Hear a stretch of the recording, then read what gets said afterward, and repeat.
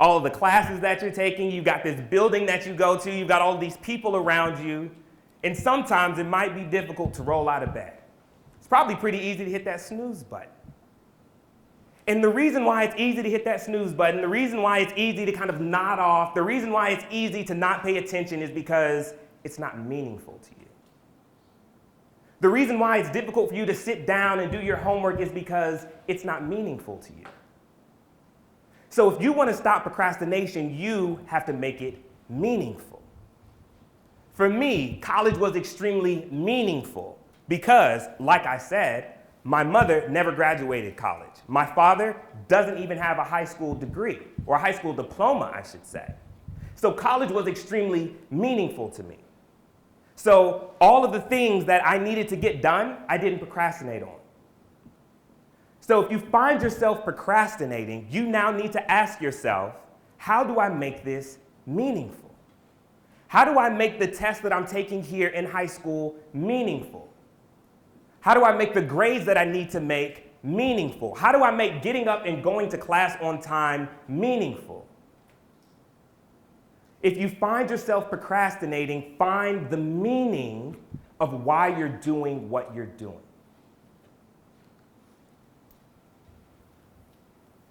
Opportunity versus obligation.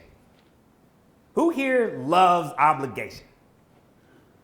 Exactly. No one. No one likes obligation. I actually used to hate when my mom would take me to the mall with her and my sister to go shop. I don't know what it is about some women in shopping, but they absolutely love it. And then it's hours and hours that are gone and go by, and you're staying. It's like, that's obligation. That's obligation. But obligation has everything to do with you. On the flip side, you've got opportunity.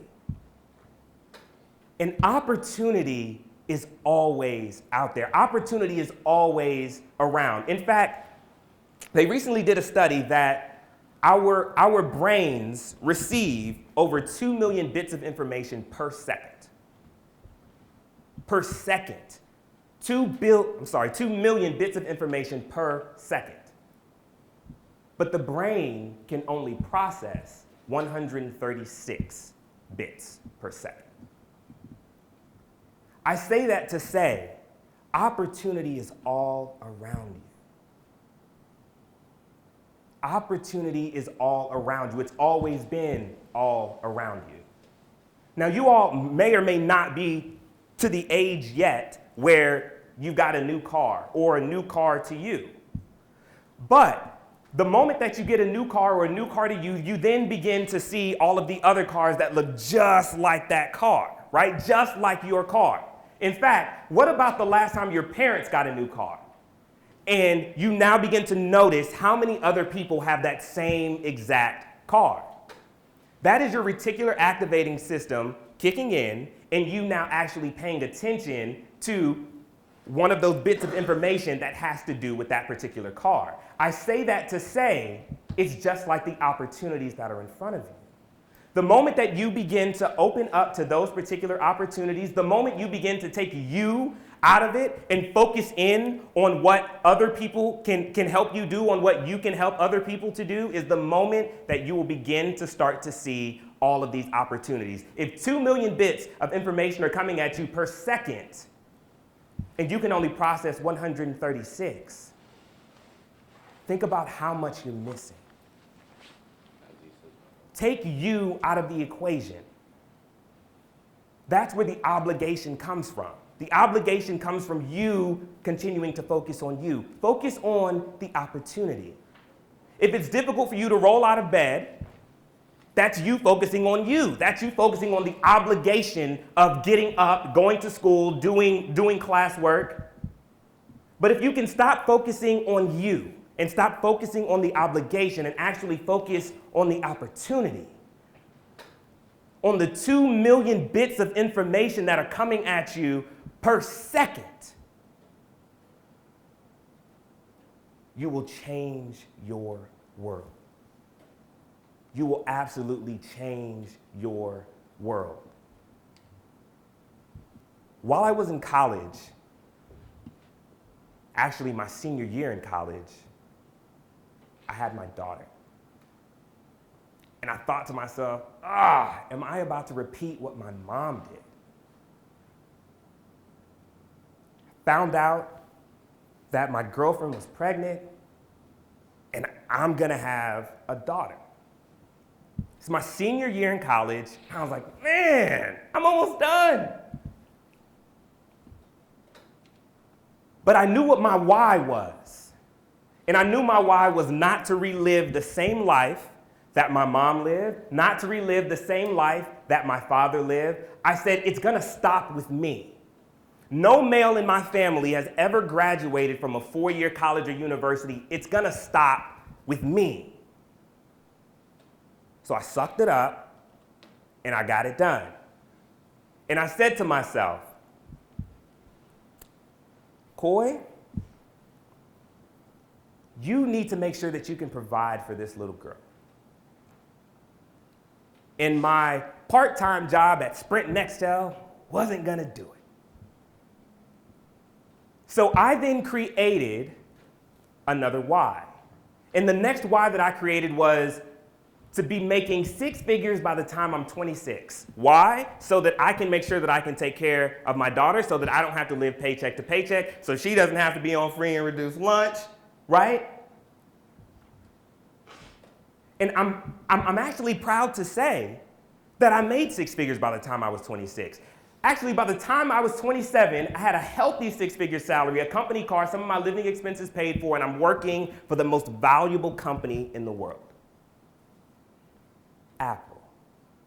Traveling the country, training and speaking with Fortune 500, Fortune 100, Global 100 customers, Johnson & Johnson, GlaxoSmithKline, State Farm, Salesforce, Liberty Mutual, Levi Strauss. Like, I was like, man, this is the life.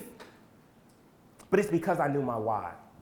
And it's because I knew what my GPS was. I knew what my goals were, my priorities, and the strategies I needed in order to get there. And I saw things as opportunities. While I was at Sprint Nextel, the opportunity was, I'm about to graduate. Who has a role that I can now begin to fit my talents into, my skill set into? Opportunities are constantly around you. But in order for you to get those opportunities, you've got to do this. You've got to ask. Whenever I say ask, what do you think I mean? What do you think of when the word ask comes to mind? Oh, this is a conversation. What do you think of when the word ask comes to mind? Go ahead. I think of asking someone a question to obtain information. Perfect. Asking someone a question so that you can get the information. What else?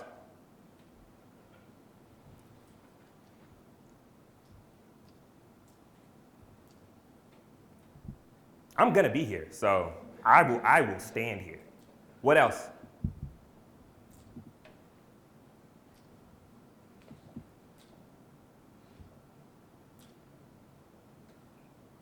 Let's start calling people out.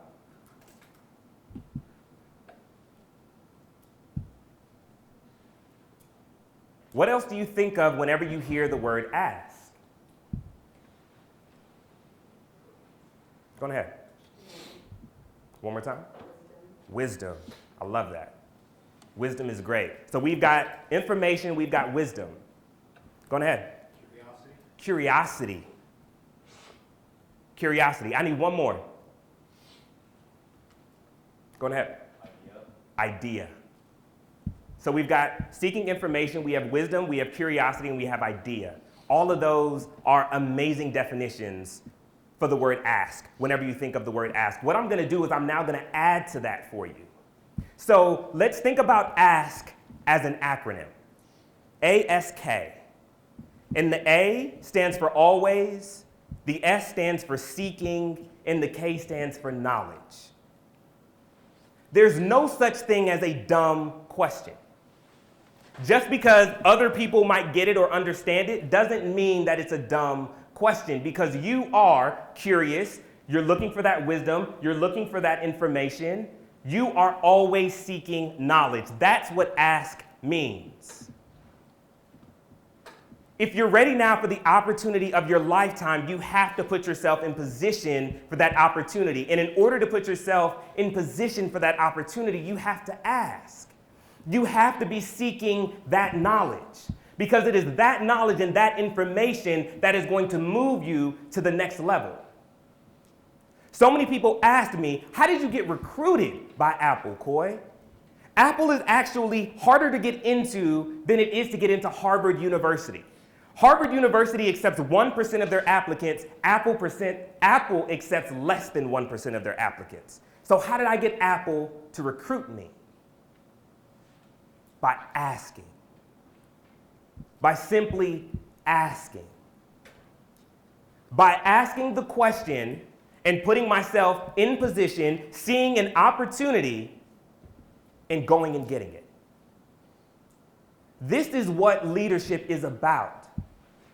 So many times we feel as though the CEO has all of the answers. And I'm here to tell you, the person who goes around acting as if they have all the answers doesn't know anything.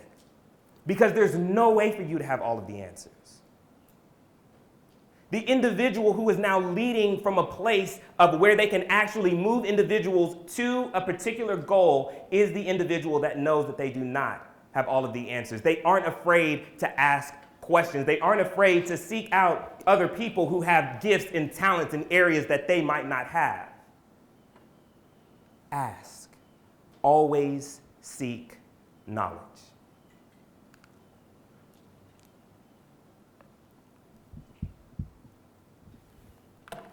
So we moved to another conversation point this morning. And this is a question. What is your culture? Again, I'll wait. What is your culture? Go ahead. From where your parents come? Okay. What's culture? Go ahead. What you are as an individual.